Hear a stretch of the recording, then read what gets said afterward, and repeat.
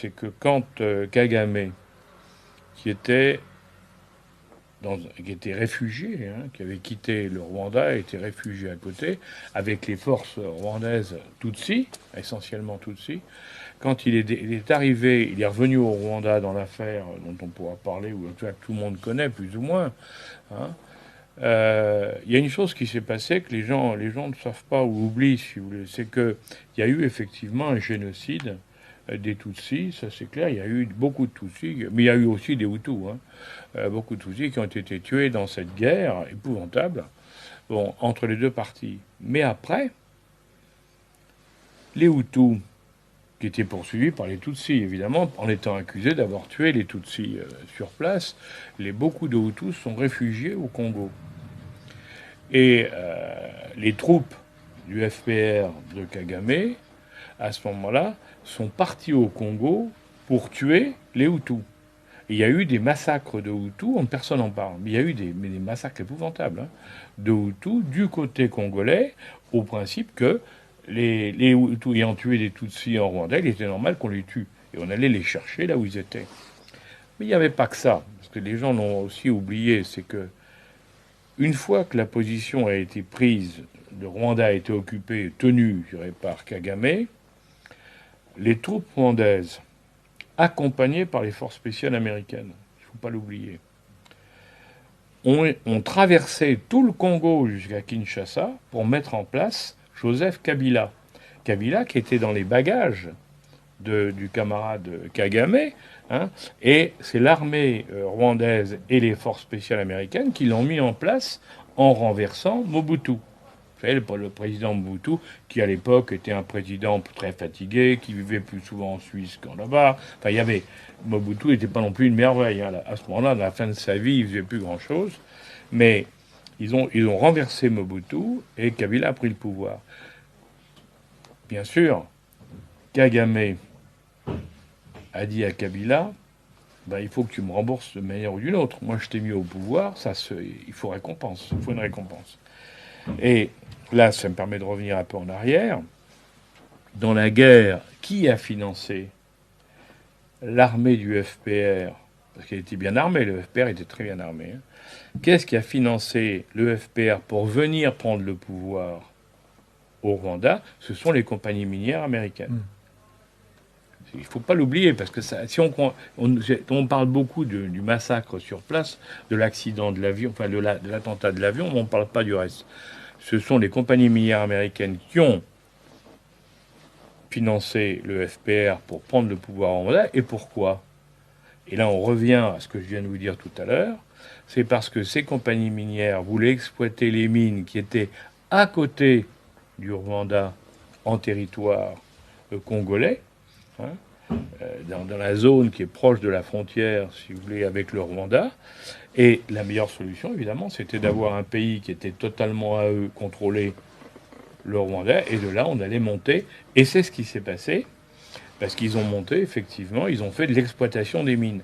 Alors Kabila, lui, ben oui, ce qu'on lui a demandé quand il a été mis au pouvoir, comme récompense, comme remerciement, ça a été l'exploitation des mines de toute la région, je dirais ouest, hein, de la zone ouest, l'Ituri, hein, la zone de l'Ituri principalement, hein, de cette zone-là, on lui a dit, ben, Kabila a dit, vous pouvez utiliser cette zone et toutes les mines, vous pouvez les exploiter. Ce qui fait que les compagnies minières faisaient travailler les gens au Congo, extrayaient le minerai partait au Rwanda et était exporté du Rwanda. Donc c'est le Rwanda qui prenait la marge.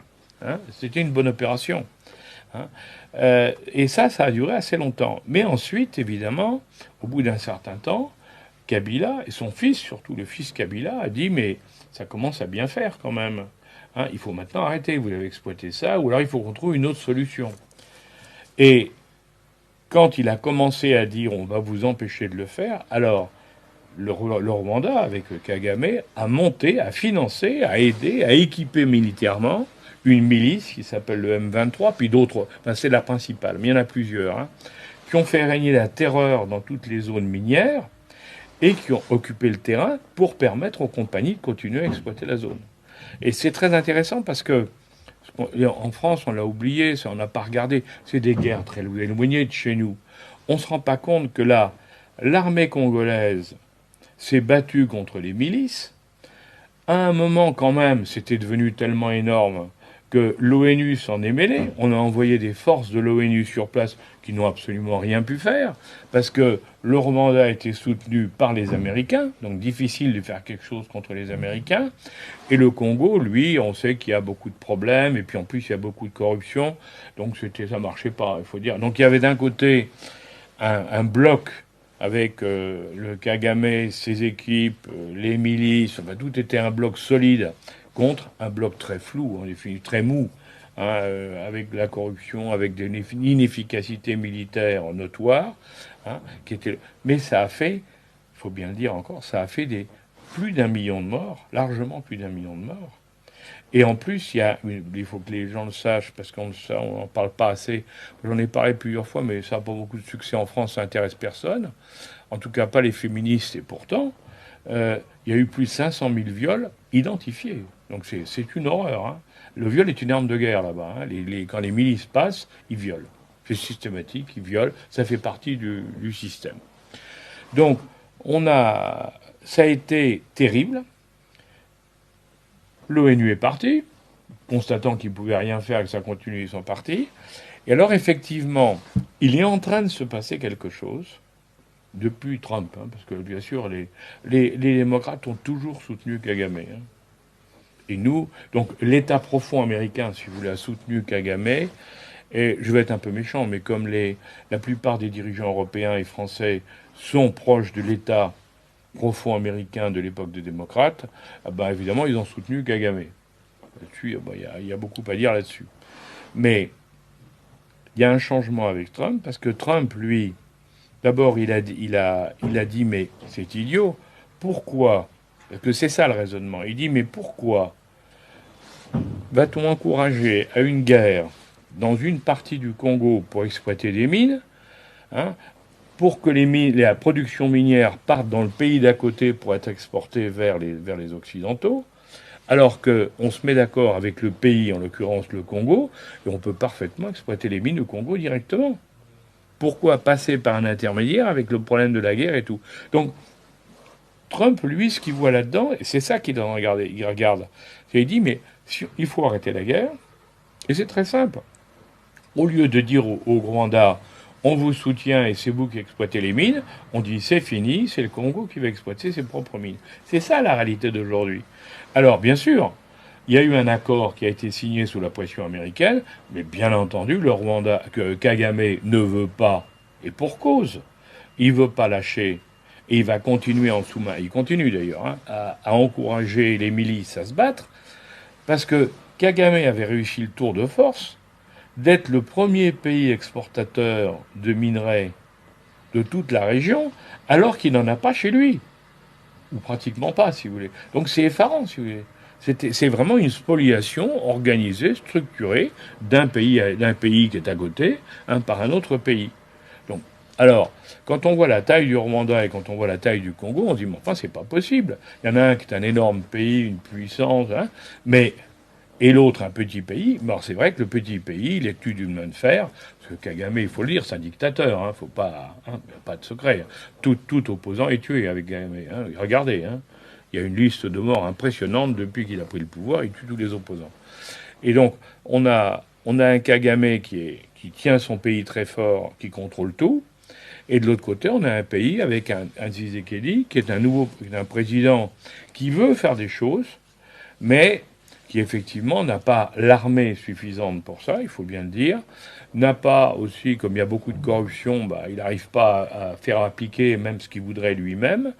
Donc il a besoin effectivement que d'autres pays prennent en main la situation.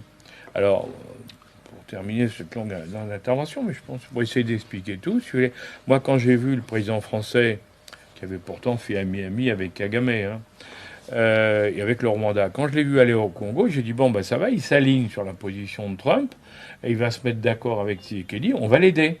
Parce on peut l'aider. Si les pays européens, occidentaux disent on va aider le Congo, si on s'y met tous, je vous garantis que la situation, elle va changer rapidement.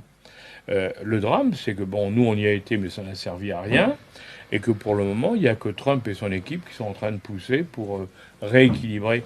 Mais derrière l'enjeu, au-delà des mines, alors au-delà des intérêts des compagnies minières, si vous voulez, il y a quand même une chose qui est très importante, c'est cette guerre épouvantable qui se passe sur place, où il y a des massacres tous les jours, dont on ne parle pas.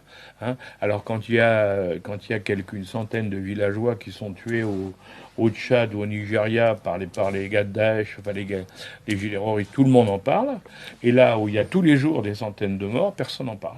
Oui. Donc il est temps que ça cesse. Donc oui, il faut que ça bouge. Et il faut regarder ça de très près.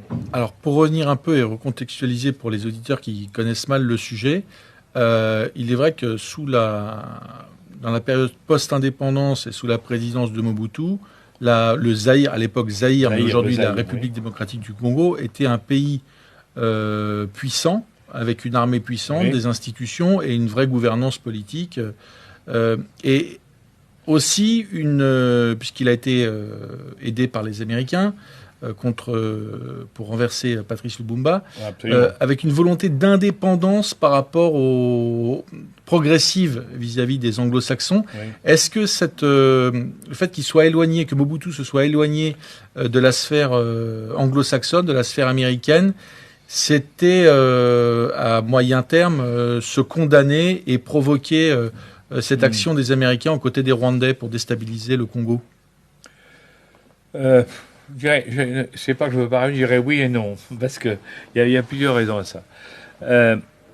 D'abord, il ne faut pas oublier que quand au départ, quand Mobutu a pris le pouvoir, si vous voulez, après les problèmes qu'il y avait eu avec Lumumba et tous les autres, Tshombe et tous les autres, en réalité, il y avait à l'époque, l'Union soviétique essayait, souvenez, il y avait en Angola, il y avait la République démocratique du Congo, vous aviez des gens qui étaient financés, aidés par les soviétiques, hein, pour imposer leur système, un système communiste. Alors ça a marché en Angola, ça n'a pas marché au Congo, enfin au Zaïre à l'époque, hein, et ça n'a pas marché au Zaïre parce qu'effectivement, l'ONU s'est mobilisée, mais il y avait aussi les Américains qui sont vraiment, comme vous l'avez très justement rappelé, qui ont aidé Mobutu.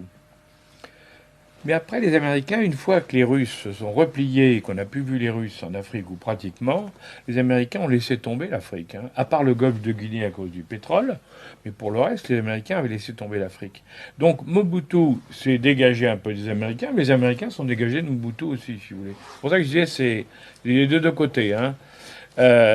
Simplement, le problème, c'est que, je dirais, l'armée... Alors, l'armée congolaise, il faut être prudent parce qu'il y a eu, vous savez, au départ, à l'indépendance du Congo, c'est là où on a vu arriver les mercenaires, hein, les Français et les autres, hein, les Sud-Africains, de Maïkor, les Français avec Fauque, enfin, il y a eu plein, et Denard, hein, Bob Denard. Il y avait les mercenaires qui encadraient les troupes locales. Et il faut dire que c'était des armées qui n'étaient pas mauvaises du tout. Parce que souvent, le problème dans ces pays-là, c'est le manque d'entraînement, le manque de formation et le manque de commandement. Il y a souvent des failles dans le commandement. Donc, à l'époque, l'armée était pas mal. Mais c'est vrai que Mobutu n'a pas su maintenir cette armée au bon niveau. Hein. Peut-être aussi parce que Mobutu avait peur de l'armée. Tous ces chefs d'État africains, ils craignent toujours que les militaires prennent le pouvoir sur leur dos. Parce que la plupart d'entre eux sont issus du militaire. Donc quand vous avez pris le pouvoir par la force, vous dites attention, d'autres pourraient le faire avec moi. Donc il y a donc il a un peu, c'est lui aussi qui a laissé un peu tomber son armée et du même coup, son armée est devenue moins efficace. Et alors bien sûr, à la suite de ça, ça a continué. Kabila, lui, il avait presque pas besoin d'armée. Il avait les gars du FPR, des Rwandais, dans la partie qui était une partie. Ailleurs, il n'y avait pas tellement de problèmes. Il a dit bon, je laisse faire. Donc, en définitive, le système de défense congolais, peu à peu, s'est effondré. Et maintenant, il va falloir reconstruire. C'est ça le vrai problème. Il faut reconstruire une armée congolaise solide, hein, et pas corrompue, solide, avec un encadrement très solide, capable, effectivement, de mener la guerre par rapport à des gens qui sont, eux, hyper entraînés. Parce que les Rwandais, c'est un petit pays, mais bien géré. Kagame gère très bien son pays. Pour l'armée, c'est très astucieux ce qu'il a fait. Kagame, il a appliqué un principe que font certains pays d'Asie, c'est-à-dire qu'il a dit à l'ONU, moi je suis un pays neutre, donc je suis prêt à envoyer mon armée, mes régiments, dans des missions de la paix dans tous les pays du monde. Alors, quand je vous dis ça, on dit, ouais, bah ouais, et pourquoi? C'est parce que, selon tous les pays qui font ce genre de choses sont des pays pauvres, et les régiments qu'on envoie à l'extérieur sont armés militairement par l'ONU. Donc, si vous voulez, on envoie un régiment, il part, ce sont des va-nu-pieds, il revient, il est tout équipé. C'est une armée moderne. Pas mal. Et il a eu l'intelligence, Kagame, de faire ça un peu partout, d'envoyer des troupes partout. Donc il a une armée qui est à la fois habituée à se trouver dans des conflits à l'extérieur, une armée qui est beaucoup mieux équipée que les autres. Donc actuellement, il a un avantage militaire réel par rapport aux autres. Donc en face de lui, il le sait très bien. Et il en profite. Quand il relance la milice, qui est un faux-né de chez lui, hein, quand il relance la milice dans la partie du nord Kivu, et de l'Ituri, au Congo, bon, en définitive, il sait qu'elle est mieux équipée, mieux armée, et en plus, elle fait régner la terreur, donc elle est tranquille, elle gagne. Elle est presque en parce qu'il y a pas assez de monde en face solide. Parce que l'armée locale, on l'a vu, hein, l'armée congolaise, c'est dans la principale ville du pays. Bon, elle est partie, ils ont attaqué, la milice a attaqué, ils sont partis, ils ont tout abandonné. Bon, c'est pas sérieux. Jamais ils auraient dû perdre cette ville. Est-ce que cet accord, sous la houlette de Donald Trump, signé avec les deux ministres des Affaires étrangères congolais, rwandais, avec le secrétaire d'État Marco Rubio pour faire la jonction, est-ce que concrètement, ça veut dire que le Rwanda perd une forme de soutien anglo-américain dans la région et qu'il se retrouve face à ses responsabilités? Oui, parce que, si vous voulez, je vais vous dire, il faut penser à l'argent. Qu'est-ce qui est en train de se passer? C'est que les compagnies minières canadiennes et américaines, bien sûr, les Américains leur disent attention, il faut arrêter de financer les gens du Rwanda parce que nous voulons la paix. Donc, si vous voulez, il y a un effet indirect, c'est-à-dire les compagnies minières, elles sont pas folles. Elles ne peuvent pas se permettre d'avoir des problèmes aux États-Unis ou au Canada où elles sont installées. Donc, elles sont obligées de céder à la pression de Trump. Et donc, ça veut dire que le Rwanda, oui, il est impacté parce que les compagnies minières réduisent les moyens qu'ils mettaient au Rwanda, et pour cause, hein, parce qu'ils savent très bien que la volonté américaine, c'est de basculer de l'autre côté. Donc, il y a tout un ensemble. Si vous voulez. Maintenant, il y a un dernier point, mais il n'y a pas que le Rwanda dans lequel on peut le voir, parce qu'on le voit également, c'est le même problème avec Israël. Ce qu'on voit quand même avec Trump, c'est que, certes, il est très pushy, il est très ferme, il tape le poing sur la table et tout, mais quand il a un Netanyahou qui lui tient tête, il a tendance à lâcher du lest, ou Poutine d'ailleurs, hein, il lâche du lest, et donc avec Kagame, il est évident que Kagame ne lâchera rien. Donc c'est une partie de bras de fer aussi. Hein. Est-ce que Trump jugera à un moment qu'il a les moyens d'écraser tout le monde, Trump? Mais il faut qu'à un moment, il ait la volonté de le faire, si vous voulez. Quels sont les moyens de Paul Kagame du Rwanda pour tenir tête, pour tenir un rapport de force avec Donald Trump? De ne pas lâcher, de dire non. Et pour ça, c'est d'utiliser un proxy. On voit que le fils Kabila. Oui, il relance le fils Kabila. Bah oui. Il y a une tentative. Est-ce que c'est une tentative de remettre d'utiliser un nouveau proxy? Tout à fait. Le fils Kabila avait été, après avoir été battu à la loyale par Tshisekedi, il avait été évacué du Congo parce qu'on lui avait dit attention, parce qu'il a quand même fait fortune, le fils Kabila, comme toujours, comme tous les dirigeants africains. Donc tu as fait fortune, donc si tu reviens ici, on te met en prison. Donc il était parti. Et il est passé quelque chose de très intéressant, effectivement, il y a peu de temps, et là on voit bien l'influence des Rwandais, c'est qu'il est revenu, Kabila, après avoir négocié son retour et pas aller en prison, il est revenu, et en disant, alors dans le cadre du processus de paix, en disant, mais vous n'allez pas mettre en prison, parce que maintenant que tout le monde s'entend, il n'y a pas de raison, bon très bien. Mais une fois qu'il est revenu, il a dit, mais moi je veux me relancer en politique. À quoi Tshisekedi, pour le moment, essaie de le freiner, Mais on voit très bien que Kabila va se présenter contre Tshisekedi et qu'il y aura la machine de guerre rwandaise machine de guerre et politique, hein, et d'influence rwandaise, qui va essayer de pousser Kabila pour remplacer Tshisekedi. Parce qu'à ce moment-là, on recommencerait dans la situation d'avant. Donc lui, il joue son jeu, Mais de l'autre côté, en tout cas pour le moment, Trump, lui, il a une vision différente en disant on arrête la guerre, comme ailleurs, on arrête la guerre et on exploite directement les mines. C'est ce qui est pas idiot, loin de là. Hein. Est-ce que c'est réaliste si Paul Kagame refuse de débrancher son proxy, le M23, relance la piste d'une guerre civile congolaise avec Kabila, et en fait, si ces territoires du Nord Kivu qui sont hors de contrôle de l'État congolais restent physiquement rattachés au Rwanda. Oui, c'est non seulement possible, mais Kabila, pardon,